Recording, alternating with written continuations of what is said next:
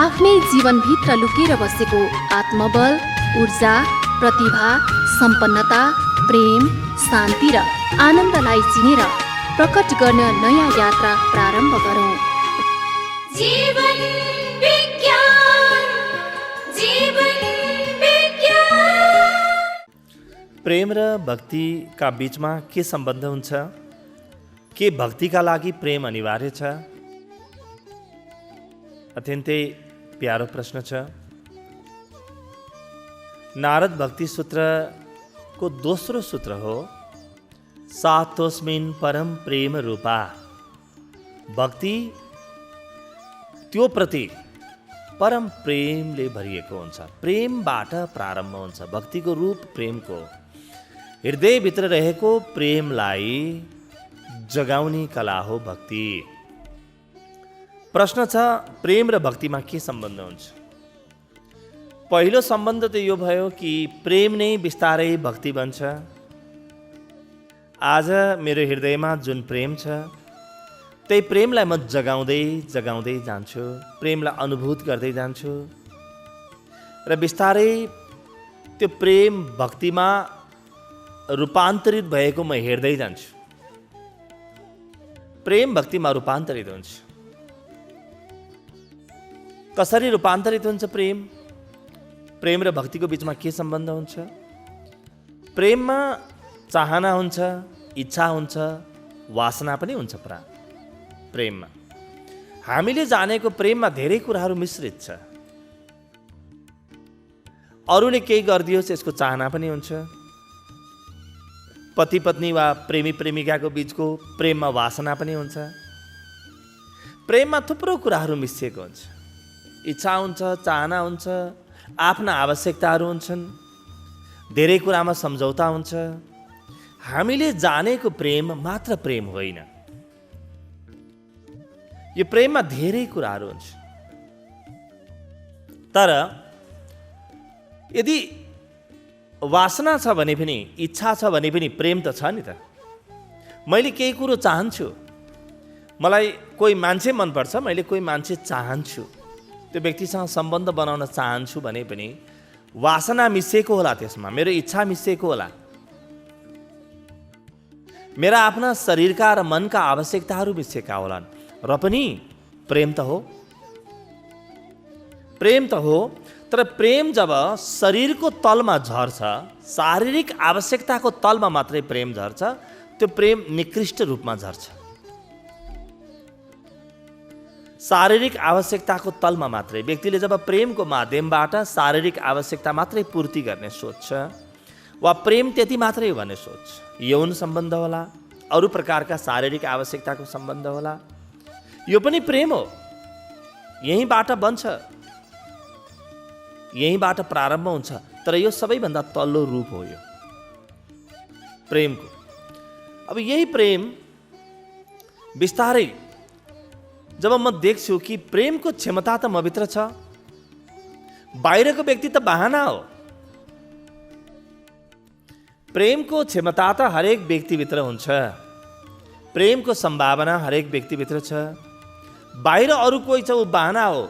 कसैले राम्रो भावनाको बहाना लिएर आउँछन्, अरू कोही व्यक्ति नराम्रो भावनाको बहाना लिएर आउँछन्। तर बहाना त लिएर आउँछन्, विभिन्न प्रकारका बहाना, र अन्ततोगत्वा म भित्र भएको प्रेम जाग्न थाल्छ। कुनै दिन म देख्छु कि सबै व्यक्ति त बाहिरका बहाना रहेछन्। परिवार पनि बहाना रहेछ प्रेम जगाउने, काम पनि बहाना रहेछ, मेरा जीवनका दुःख सुख म भित्रको प्रेम जगाउने बहाना रहेछ। जुन दिन म देख्दछु त्यस दिन म भित्रको प्रेम बाहिरका इच्छा आवश्यकताहरू भए पनि नभए पनि प्रकट हुन थाल्छ। प्रेमको एउटा विराट लोक प्रकट हुन्छ। अहिले हामीले जानेको प्रेम मात्रै हुँदैन, अहिले हामीले जानेको प्रेम त अत्यन्तै सूक्ष्म छ, माथिको सतही मात्रै हो, यो सानो छ। तर जुन दिन हृदयभित्रको प्रेम प्रकट हुन्छ, हृदयभित्र प्रेम प्रकट भए भन्न पनि मिल्दैन। म र प्रेम एउटै हुन्छौँ। प्रेम भन्नु र म भन्नुको बिचमा केही पनि फरक रहँदैन। जीवन नै प्रेम बन्छ, प्रेम नै जीवन बन्छ। र बाहिर अरूले के गर्यो त्यससँग पनि खास धेरै अर्थ हुँदैन। पुरै प्रेम आफ्नो गरिमामा जुन दिन प्रकट हुन्छ त्यसै दिन प्रेम भक्ति बन्दछ।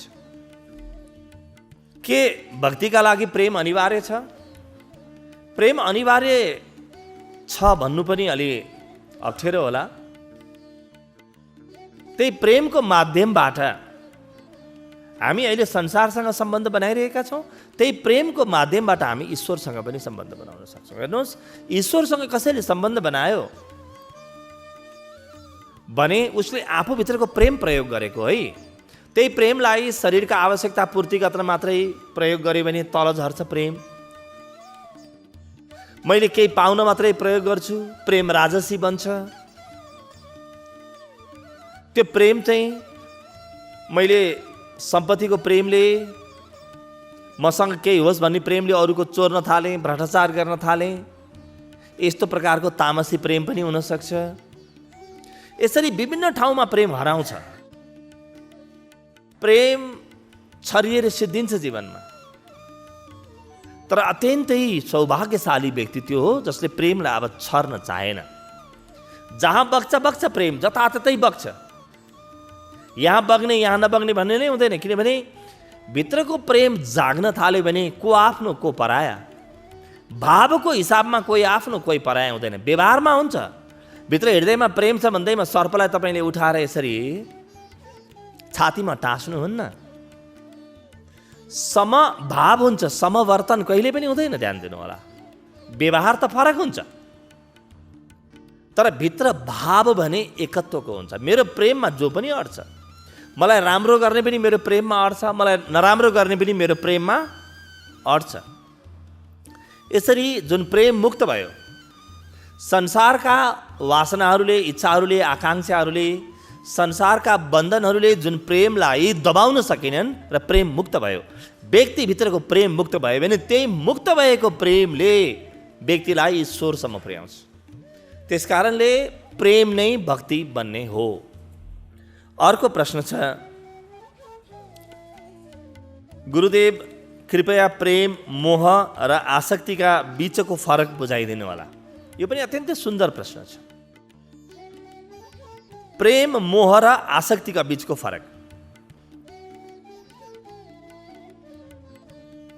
अघिल्लो प्रश्नमा आएको थियो कि प्रेम हरेक व्यक्तिभित्रको हृदयको उद्गार हो। जन्मिँदै हामीले लिएर आएका हुन्छौँ। एक मात्र पुँजी हो प्रेम। त्यही प्रेमको पुँजी खर्च गरेर हामीले विद्या आर्जन गर्छौँ। विद्यासँग प्रेम परेको न हो।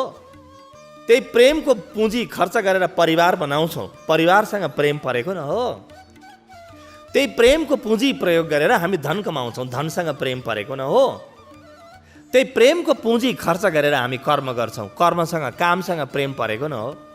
यहाँ त प्रेम बाहेक त अरू केही पनि छैन। कोही चोर्न हिँडिरहेको छ भने पनि प्रेमका खातिर, आतङ्क सृजना गर्न हातमा बम बोकेर हिँडेको छ भने पनि केही न केही कुरासँग त प्रेम गरेको छ, जसको विपरीत कुरासँग ऊ लड्न चाहेको छ। यहाँ त सबै प्रेम छन्। प्रेम भित्रको सम्पूर्ण प्राणीहरूको अन्तसको अभिव्यक्ति हो, आत्माको अभिव्यक्ति हो। प्रेम कहाँबाट जन्मिन्छ? हाम्रो आत्माबाट जन्मिन्छ। आत्मा जब विकसित हुन चाहन्छ, बाहिर जान चाहन्छ, त प्रेम बन्छ। आत्मा जब क्रियाशील हुन्छ त्यसले प्रेमको रूप लिन्छ। अब यही प्रेम कसरी मोह बन्छ? मोह शब्द आएको छ जब मलाई के गर्ने के नगर्ने थाहा छैन, के गर्दा प्रेम बढ्छ के गर्दा प्रेम घट्छ त्यो पनि थाहा छैन। न म आफ्नो विषयमा सोच्छु, न जीवन जगतको विषयमा सोच्छु। मलाई सबै कुरो अन्धकार मात्रै छ, भ्रम मात्रै छ भने त्यो अन्धकार, भ्रम, त्यो कुहिरोको अवस्था जहाँ मैले ठिक बेठिक पनि छुट्याउन सक्दिनँ, के गर्ने के नगर्ने पनि छुट्याउन सक्दिनँ, यो अवस्थालाई मोह भनिन्छ। मोहको अवस्थामा के हुन्छ? जो व्यक्ति मोहमा हुन्छ, मोह हुनु भनेको के हो? पुरै अन्धकार, के गर्ने के नगर्ने थाहै छैन, आफ्नो कर्तव्य पनि थाहा छैन, आफ्नो जिम्मेवारीको बोध पनि छैन। अन्धाधुन्द व्यक्ति बाँचिरहेको छ, मोहमा व्यक्ति अत्यन्तै डराउँछ, किनभने सबै कुरो अन्धकार छ नि त, जीवन अन्धकार भएपछि त डर लाग्छ नि। अनि कुनै कुरा च्याप्प समात्छ, यो कुराले त मलाई स्थायित्व देला, यो कुरा मसँग भयो भने त मेरो डर सकिएला भनेर धेरै कुरो समात्न चाहन्छ। परिवार समात्छ, पति पत्नीसँगको सम्बन्धलाई च्याप्प समात्छ। जब डरको कारणले, भयको कारणले, अन्धकारसँग, मोहसँग आफू घुलमिल गर्न नजानेको कारणले, जसरी अँध्यारोमा व्यक्तिले कहिलेकाहीँ ओहो मैले बल्ल बल्ल केही समात्ने कुरा भेटेँ भनेर सर्पलाई समात्न सक्छ, त्यसै गरी हामीले जीवनमा जहाँ यो कुरा भए त म त गजबै हुन्छु भनेर समातेर बसेको छु, ती जम्मै मेरा आसक्ति भन्छन्। आसक्तिको लागि हृदयमा गहिरो डर चाहिन्छ, भय चाहिन्छ। आन्तरिक असुरक्षाले आसक्ति जन्मिन्छ। प्रेम दुई प्रकारको हुने भयो, हेर्नुहोस् है। एउटा, मेरो हृदयमा यति प्रेम छ कि त्यो प्रेम म सबैलाई बाँड्छु, र एउटा मनुष्यसँग सारा पृथ्वीलाई भर्न सक्ने प्रेम छ। साक्षात ईश्वर हरेक व्यक्तिभित्र प्रेमको रूपमा लुकेर बसेको छ। सारा पृथ्वीलाई म हराभरा बनाइदिउँ, आकाशलाई प्रेम गरौँ म। मानवता मात्रै के, वसुधैव कुटुम्बकम। अयम निज परोवेति गणनाम लघुचेतसाम उदारा चरितानाम तु वसुधैव कुटुम्बकम। बस सारा वसुधा मेरो कुटुम्ब हो भन्नेसम्म पनि मेरो प्रेम फैलिन सक्छ, किनभने साक्षात सच्चिदानन्द म भित्र प्रेमको रूपमा बसेको छ। म भित्र प्रेमको रूपमा बसेको त्यही सच्चिदानन्द हो, त्यही ईश्वर हो। तर म अब त्यो प्रेमको विराटतालाई अनुभव गर्न सकिनँ, प्रेम दिन जानिनँ। उसले मलाई केही दिइरहेको छ अहिले, भोलि छोड्ला कि यसले, कहीँ तलमाथि केही गर्ला कि, यो व्यक्ति मसँग नरहला कि, यो रुपियाँ पैसा मसँग नरहला कि, यो सम्पत्ति मसँग नरहला कि भनेर संसारका कुराहरू म जुन च्याप्प समात्छु नि मन भने, समात्न त कसैले केही पनि समात्दैन। यदि समात्ने नै हो भने त मर्ने बेलामा लिएर जानुपर्ने हो। संसारका कुरा कसैको पनि होइन, कुनै धन कुनै सम्पत्ति कसैको पनि हुँदैन। धन अलग छ, सम्पत्ति अलग छ, म अलग छु। मैले सबै कुरा छोडेर आफ्नो बाटो चल्छु। अन्तमा यदि मेरो भए त मैले लिएर जान्थेँ होला नि। मेरो शरीर त जलाइदिन्छन् वा गाडिदिन्छन्, केही पनि लान पाइँदैन। तर संसारका कुराहरू च्याप्प समात्यो भने मेरो जीवनमा सुरक्षा जन्मिन्छ भन्ने भ्रम हुन्छ, त्यही भ्रमलाई आसक्ति भनिन्छ। अब आसक्तिमा के हुन्छ, पाउने भाव हुन्छ। ध्यान दिनुहोस्, प्रेममा दिने भाव हुन्छ, आसक्तिमा पाउने भाव हुन्छ। यति नै फरक। प्रेममा दिनुको आनन्द हुन्छ। हेर्नु त, सानो बच्चा छ, प्रारम्भमा आमा बुवाको कति प्रेम हुन्छ, भोलि पर्सि गएर अलि पछि गएर आसक्ति बन्छ। प्रेम भइन्जेल बच्चालाई एकरो प्रेम गरिन्जेल बच्चा बिरामी भए पनि प्रेम गरेकै छ। बच्चाले आफ्नो काखामा मलमूत्र विसर्जन गरे पनि प्रेम गरेकै छ। पछि गएर अलि ठुलो भइसकेपछि अब अपेक्षा परिवर्तन भयो, यसले मलाई केही गरिदियोस् भन्ने हुन थाल्यो। अब आसक्ति प्रारम्भ भयो, अब यसले मलाई केही गर्छ, पाउनु भयो अब प्रेम। जबकि भित्रको सच्चिदानन्दलाई बाँड्नु हो, प्रेम त बाँड्नु हो। अब पाउनु बन्यो प्रेम। जुन दिन प्रेम चाहिँ प्राप्त गर्नुसँग सम्बन्धित हुन्छ, केही आर्जन गर्नुसँग सम्बन्धित हुन्छ, अरूबाट अपेक्षा हुन्छ, त्यस दिन आसक्तिमा परिणत हुन्छ। अब सानो सानो कुरा, यिनै छोराछोरीका सानो सानो कुरालाई लिएर बुवा आमाले कति चित्त दुखाउँछन्। छोराका, बुहारीका, छोरीका कति कुरालाई लिएर चित्त दुखाइरहेका हुन्छ। सानोमा त त्यस्तो दुख्दैन थियो त। सानोमा त अलिकति 2 कदम हिँड्यो भने पनि कति खुसी हुन्थ्यो। अब त हिँडेर आफूभन्दा अलिक पर गयो भने त धेरै दुखी भइन्छ। आसक्ति जब प्रेम बन्छ, त्यस दिन प्रेम रहँदैन। जबकि प्रेमको मुख्य गुण हो दिनु, अरूलाई दिनु, भर्नु। प्रेम एकमात्र भराउ हो। मेरो प्रेमको कुवाबाट सारा संसारले पानी खान सक्छ। तर मसँग छैन है, तिमीले दिए मात्रै मसँग हुन्छ, नत्र छैन भन्ने भयो भने त्यहाँबाट आसक्ति जन्मिन्छ। आसक्तिले बिस्तारै बिस्तारै जीवनमा तनाव ल्याउँछ, चिन्ता ल्याउँछ र त्यही आसक्तिको विषय महत्त्वपूर्ण हुन थाल्छ, प्रेम महत्त्वपूर्ण हुन छोड्छ, प्रेमतिर ध्यान जान छोड्छ। अब भक्ति जन्मिँदैन। आसक्ति र भक्ति विपरीत यात्रा हुन्। भक्तिको लागि त म प्रेम दिन चाहन्छु सबैलाई, ताकि म कुनै दिन ईश्वरलाई पनि दिन सकूँ। ईश्वरलाई पनि मैले दान दिने एउटै कुरा छ, अरू जम्मै मलाई ईश्वरले दिएको एउटै कुरा म ईश्वरलाई दिन सक्छु, त्यो प्रेम। त्यसकारणले मनुष्य र ईश्वरको बीचमा गहिरो भन्दा गहिरो नाता प्रेमको नाता हो, प्रेमको सम्बन्ध हो।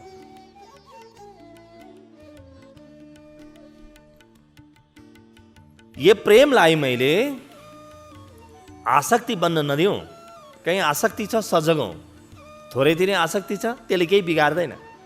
तर जहाँ जहाँ आसक्ति धेरै हुन थाल्यो त्यहाँ त्यहाँ आसक्तिको विषयमा ध्यान जान्छ। यसले कसरी खान्छ, कसरी पिउँछ, कसरी उठ्छ, मलाई ख्याल गर्छ कि गर्दैन, यो सम्पत्ति मेरो हातबाट बाहिर जाला कि। अब सुरुमा मैले प्रेम दिएको थिएँ, अब सम्पत्तिको द्वारपाल हुन थाल्छु म। कुन दिन द्वारपाल हुन्छु? जुन दिन सम्पत्तिप्रति आसक्ति जन्मिन्छ। सुरुमा त आर्जन गर्नुको मजा थियो, हेर्नुहोस् त। जब मान्छेले काम प्रारम्भ गरिरहेको हुन्छ जीवनका प्रारम्भिक दिनहरूमा, त्यस दिन सम्पत्तिको आनन्द लिन्छ। अलि दिनपछि त सम्पत्तिको द्वारपालै हुने, कसले सम्पत्तिको आनन्द लिन्छ? आसक्ति जुन दिन आयो, अङ्ग्रेजीमा अट्याचमेन्ट जुन दिन आयो, त्यस दिन म त्यसको द्वारपालै हुन थाल्छु। अब त्यही मात्रै महत्त्वपूर्ण हुन्छ, त्यो सम्पत्ति नचलोस्, कसैले लगिदिए अलिकति भने पनि मलाई भयो, अब जिन्दगीभरलाई पुग्यो। मेरो प्रेम भक्ति बन्नुपर्ने आसक्ति बन्यो। र प्रेमको गरिमा हो कि प्रेम भक्ति बनोस्। यदि प्रेम भक्ति बन्न सकेन भने प्रेम कुहिन्छ, प्रेम सड्छ। म भित्रको तनाव के हो, मेरा जीवनका दुःख के हुन्? प्रेम सड्यो भने दुःख बन्छ, भित्र सड्छ के, गनाउँछ भित्र प्रेम। आसक्ति बनेपछि कहीँ प्रभावित हुनै सक्दैन। आसक्तिको विषय त सानो हुन्छ नि, एउटा विषय हुन्छ नि।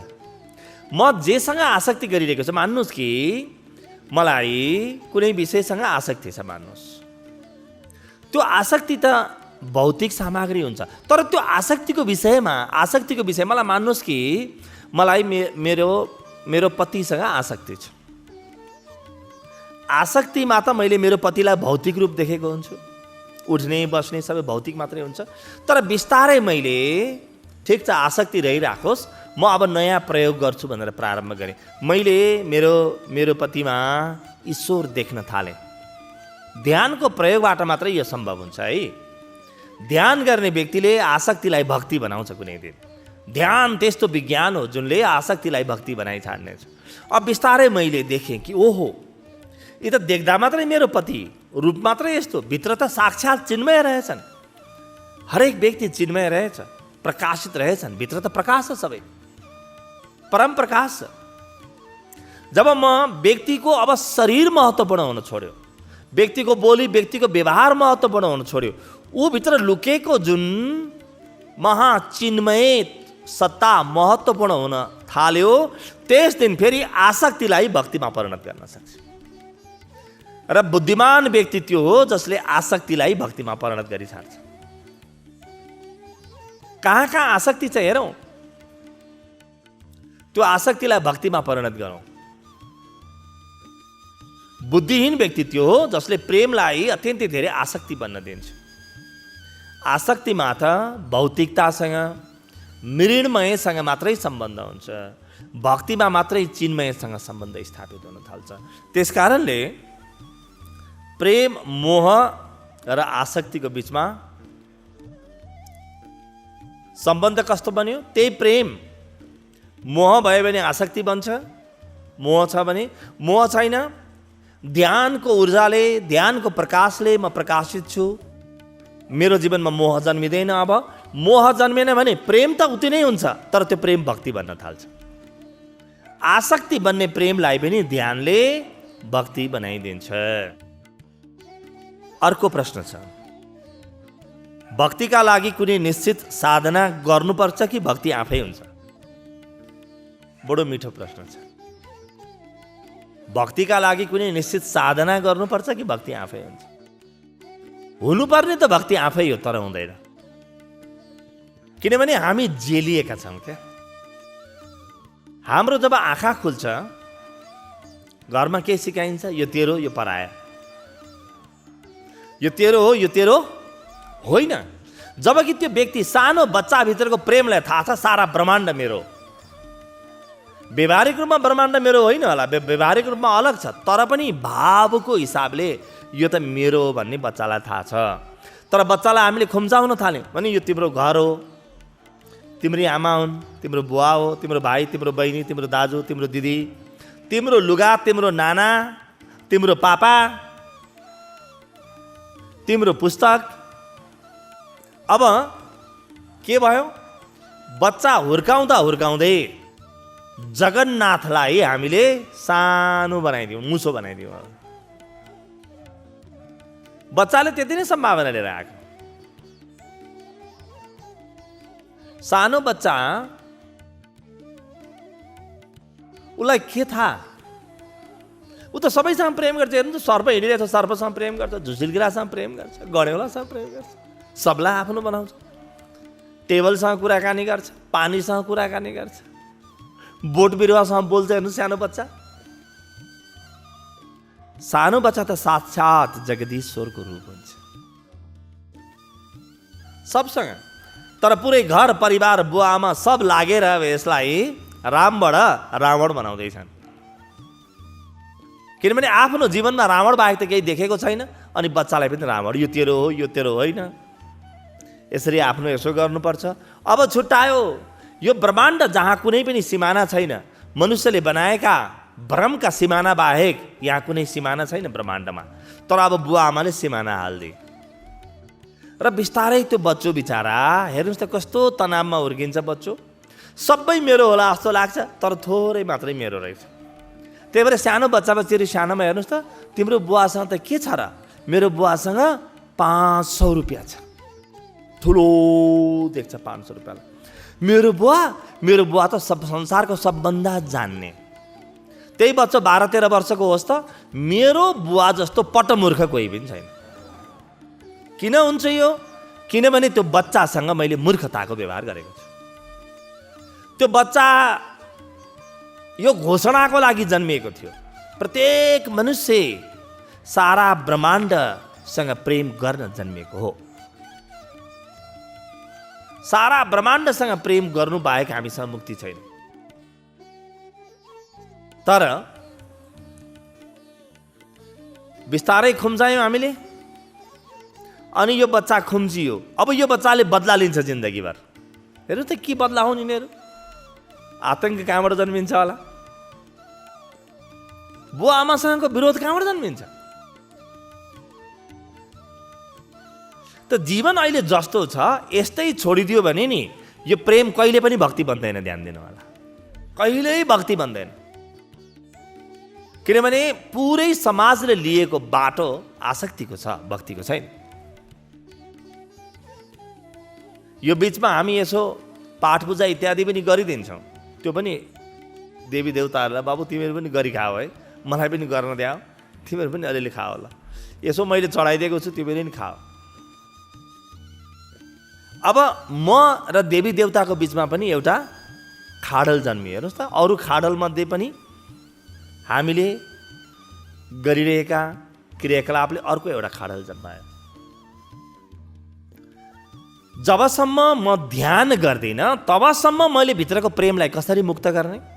कहाँबाट मुक्त गर्ने? मैले यही बाटो झरिरहन्छ। ध्यान के हो? नदीले दिशा परिवर्तन गर्यो।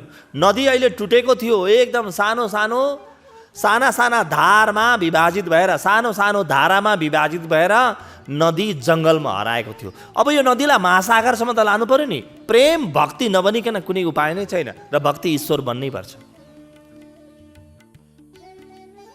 त जीवनको क्रम नै यही हो। प्रेम भक्ति बन्नुपर्छ, भक्ति ईश्वर बन्नुपर्छ, अरू कुनै विकल्पै छैन।